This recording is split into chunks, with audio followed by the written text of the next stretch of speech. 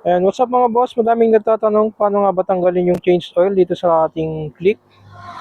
Yan, kahit ano kasing pindot mo yung set pag naka-open na ganyan. Hindi siya basta-basta natatanggal. So ganito yung gawin natin mga idol. Patayin muna natin yung susi, then tsaka natin buksan. Bago natin buksan, i-make sure na nakapindot na tong set. Okay? Ganito, buksan, then nakalong press na tong set niya. Oh, ayaw pa rin. So yun mga idol, ulitin natin. Prank lang yun kanina. So ganito yung diskarte. Ilong press muna natin yung set. Tsaka natin i-switch on yung susi. So yun, gumana. So ganun lang yung diskarte mga idol.